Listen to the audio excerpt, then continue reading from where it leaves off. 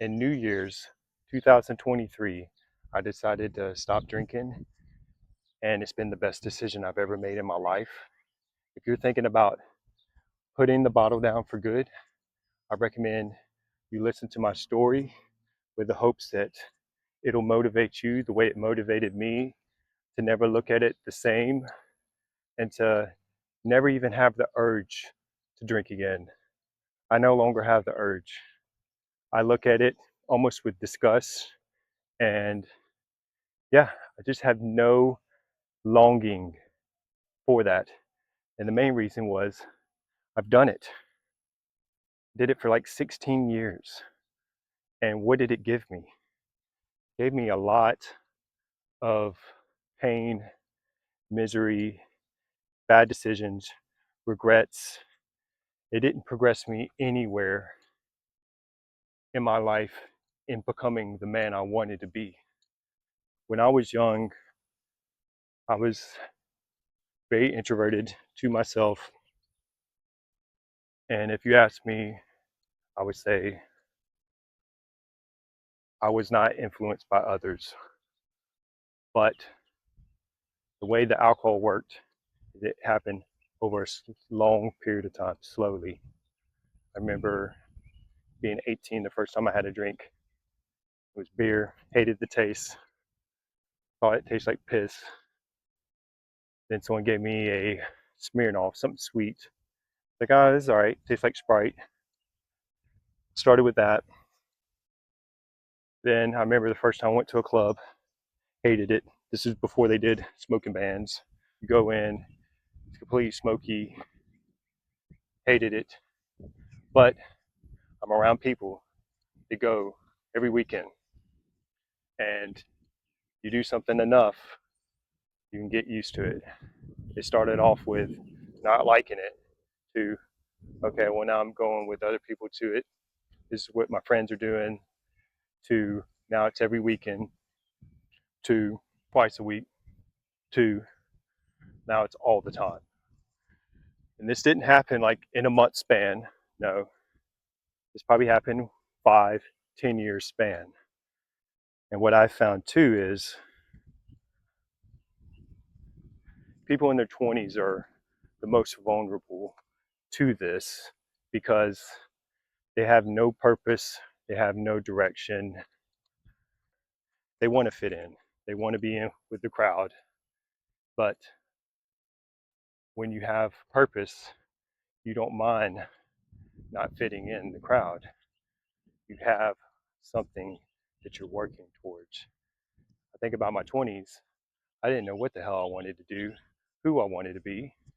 And that's why all these outside forces influenced me into that, because I didn't know who I really was. Now that I know who I am and where I want to be, it's a very easy decision to say, no, I ain't doing that. Nope, not for me. If you're someone who just doesn't have discipline and thinks they can't do it, this is why I think going to the gym is so important, because it builds up the discipline, it builds up the resilience, it builds you up to be able to do difficult things, especially over time. And what happens is they get easier because I constantly do something physically challenging. I've created this armor around my mind on what it can handle. When things come our way, compared to the stuff I put myself through, it doesn't seem like much. It's like, oh, that's it. I've been through worse. That's the benefit of going to the gym. Whereas if you don't do anything challenging, anything difficult, you don't know what you're made of, you don't know what you can endure, what you can put up with, anything that comes your way, you're going to crumble, you're going to fall apart. I've been going to the gym consistently since 2007. So that's 18 years. I've been going 18 years, still going, still love it. Because of that, if you ask me to, well, stop drinking. Compared to that, going to the gym's way harder. That long, consistently, that's way harder than not having to drink. I think about all the time, money, and energy I spent going out to the bars, clubs. All that time could have went towards the things I said I wanted to do. I wasted my 20s doing a lot of BS. Now that I'm in my 30s, there's a sense of urgency for me to be locked in and really grind and get stuff done. And it's not just about getting stuff done, it's almost like now I got to play catch up. The urgency is even higher. I think about people my age, the past. All of these things are reminders for me to be grateful for what I do have and not take it for granted. And I had someone I knew, she had passed, had two kids, and they were fairly young, and she was young as well. And the whole situation is sad. And when I think about them, I self reflect and ask myself, okay, I've been blessed with another day. They weren't. Am I really taking advantage of this thing we call life and getting the most out of it? Or am I squandering it? Am I wasting it away? I want to be known for someone who gave back, who provided value, who contributed something to the world. And the days of partying just to party do not align with that. I quit drinking in 23. A friend of mine passed away. They were drunk late at night. Friends didn't let them drive. Someone else drove. That person says they weren't drinking. And I believe them. But part of me really does blame the alcohol for their death, because if they weren't doing that whole late night lifestyle, they wouldn't have been out on the road. It wouldn't have happened. If they were at home at a decent time instead of out late partying, they'd still be here. And one thing that stood out for me was he had a lot of friends that were bad influences, people that weren't bringing the best out of him. He had a drinking problem, and instead of them trying to get him away from that, they pulled him into it. And at his funeral,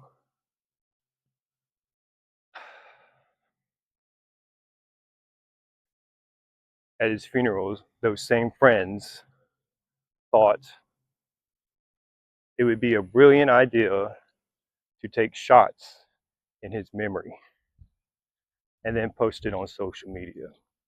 And not just take shots, but do it in front of his son who had just lost his father. And if you ask me why I stopped drinking, that right there lit the fire in me that will never die. I had several run ins, several close moments where I could have been just like him, and I kept drinking. But when I saw that, a switch lit off in me, and I no longer had the urge to ever drink again. I had plenty of people try to get me back into it. Nope. Not going to happen. And you'll find out too when you decide to make changes in your life that are positive, which people in your life are the ones you want to be around and the ones you don't. I had two reactions to me stopping drinking. One, oh, that's great, man. Congratulations. I'm proud of you. And they seemed genuinely happy for me. And then I had the other, which is, oh, I can never do that. I can never do that. Or, well, you can still have one. Well, here, have one. Those people, run from them as fast as you can. Because those are the same people that when you're dead because of it, or at your funeral, taking shots, didn't learn anything, and they just keep on doing the same stuff. My reaction to his death was, I don't want to drink again. Their reaction was to get fucked up. There's a difference. And so, yeah, if you want to know why I quit and why I stopped, that's exactly why. And also, the first month, I wouldn't say was the hardest, because once I made up my mind, it was set. But the first month, I was tempted the most. And I think there's a story to be told about this, which is when you decide to make a change for the better, the devil will come around and try to draw you back to all the things that are going to destroy your life. That first month, I have never been tempted so much in my life to drink. The amount of free alcohol that was given to me was insane. And the amount of times I had to say no was insane. I remember thinking, why did this not happen when I did drink? You know, never had that many offers of free liquor. I remember sitting down with a group of friends and bartender hits me down an old fashioned. I'm like, what's this? And they're like, oh, someone across the room bought it for you. Had to turn it down. Had to tell the people sitting with me they could have it. Then I remember going to a bar I used to frequent, and y'all, this has never happened. But the moment you decide to stop, you're going to be tested on how strong you are with this decision. I go to the bar, not drinking anything. Bartender jumps across the bar holding a big bottle of liquor and was trying to pour it down my throat. I looked around like, this has never happened. I had to tell her no, and she didn't know at the time. Now, granted, she didn't know at the time that I had stopped, but she was just shocked that I said no.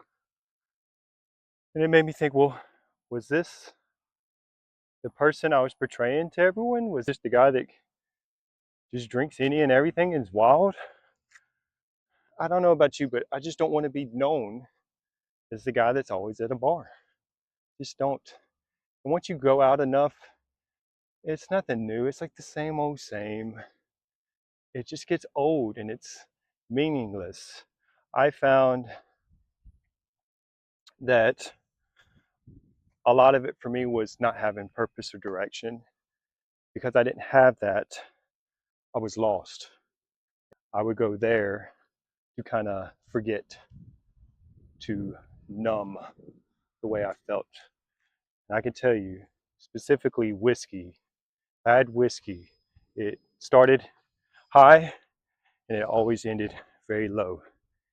I would go home just feeling very emotional and sad. And then I looked into it. Whiskey is super high in estrogen. And then when you think about all those sad, mopey country songs, so it all starts to make sense. All of them are drinking whiskey. No wonder they're so emotional. The whiskey's got their estrogen through the roof. Look into that. Look into which liquors are loaded with estrogen. And then it starts to all make sense why people are so emotional and erratic when they're drinking. It's because they're putting that in their body. Another thing too is, man, it's just so high in calories. If you're trying to be fit and in shape, drinking does not align with that at all. It just doesn't. I want to make this channel about being healthy and being fit. You can't do that and drink and party. It's sending mixed messages. You're also leading people astray. Since I've been down that path and I know where it ends, which is you end up just in a dark place or worse, dead, or you kill someone else behind the wheel and you live and you have to deal with all that. Nothing about this is good.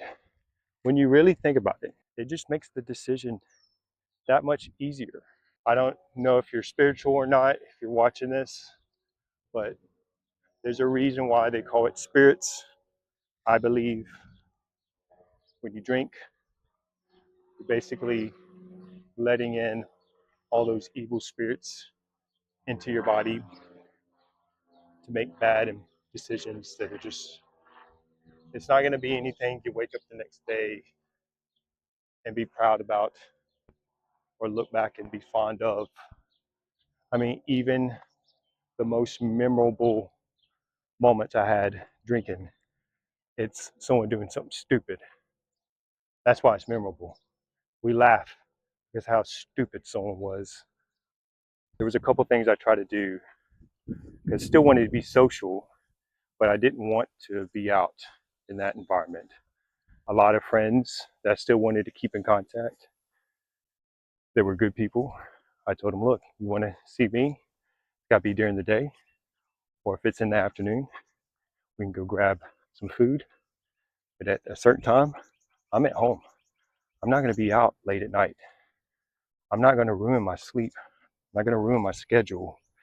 You know, when you're in your 20s, you can drink as much as you want, get no sleep, wake up the next day, and still be functional. But as soon as I hit my 30s, it just was not the same. My body specifically told me, this is not good for you. And just the more I thought about where I wanted to be and where I want to go, the easier it became. That first month, I tried to still be a little social. Everywhere I went, anyone who was drinking that saw me not holding a drink wanted me to drink with them. They were offering me drinks. Let me tell you, I drank for a long time and I'd never been offered that many free drinks. What I found is misery loves company.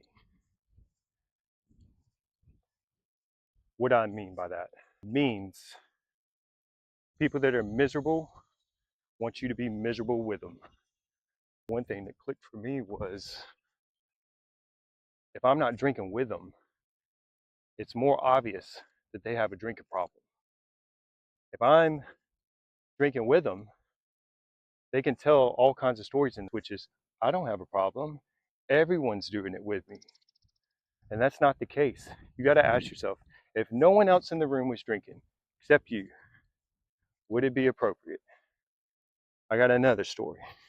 I went to a wedding that I was in, and one of the groomsmen shows up with a big bottle of whiskey. And this was after I decided to stop. He shows up with the whiskey, he's pouring shots, he's trying to get everyone drunk. And this was during rehearsal, this was wedding day, and I was thinking, dude, if no one had joined him and he had showed up to that event and he was just drinking from that bottle like he was, it'd be pretty obvious he's got a problem. I think what a lot of alcoholics do is They get other people to partake to make them cope with the problems they have. And I think about when I was in that lifestyle, yeah, I did the exact same thing. I would tell myself, well, this other person is worse off than me, so I don't have a problem, even though I was going out a bunch. These are the things you tell yourself. One lesson I learned from when I stopped was a lot of the narratives that you tell yourself, they just simply aren't true.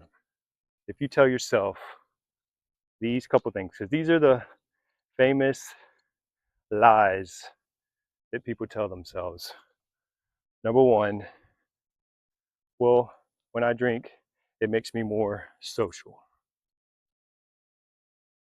Let me tell you one thing. The conversations I have while intoxicated are some of the dumbest, meaningless conversations ever. When I'm sober, that's when all the meaningful conversations happen. That's a lie. That's just you using it as an excuse to get drunk, to say, well, it makes me relax. It makes me open up, makes me more social. Number two, you tell yourself, well, I drink to have fun, to have fun. Think about all the times as a child that you would play with friends, no drinking, and how much fun you had. That's just a lie.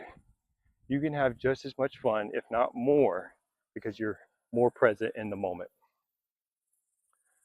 Number three, you tell yourself, well, you don't have a problem because you're comparing it to someone who's worse off than you. I'll tell you straight up, there's always going to be someone out there, if you're going out, who's going to be more messed up than you, who can't handle their liquor, and you're going to use that excuse to justify your habit and say, well, I'm not them. Well, yeah, you're not them, but you're right there with them. You're right there with them. You might as well be. You're wondering how you can do this. You got to have some rules, something that you can stick with, something that's kind of like the law, and you just refer back to it, especially if you struggle with telling people no. My rule is this: after a certain time, 9, 10 at the latest, I'm home. I'm not even around those people. Immediately, a lot of that temptation was gone. Oh, you want to hang out? All right, let's do something during the day. Talked about the negatives of drinking in your 30s, waking up feeling like crap, not getting anything done. Another thing that people don't talk about is when you drink, your frontal cortex is turned off. So all those neurons stop firing. The frontal cortex of your brain is what makes you an adult. It makes you make logical decisions. When that's turned off, you become more childlike. That's why when people are drunk, they're more playful and silly and goofy, because that whole part of the brain's turned off. Now, if you're drinking all the time, what's going to happen? That brain's never turned on. You never use it. You are going to become stupid. You just are. There's a big part of your brain that makes up you being smart that you're not using. That every time you have a drink, you're turning it off. The decisions you make are not going to be smart ones. You're going to make a lot of dumb decisions. I think about every dumb decision I made, it was always under the influence. It was never when I was sober. Because you go out all the time, I could take 5 years off ever going out in my town, go out and still see the same people in the same boat, same place. Nothing's changed. They haven't learned. Something bad enough hasn't happened to them for that switch to go off for them to say no more.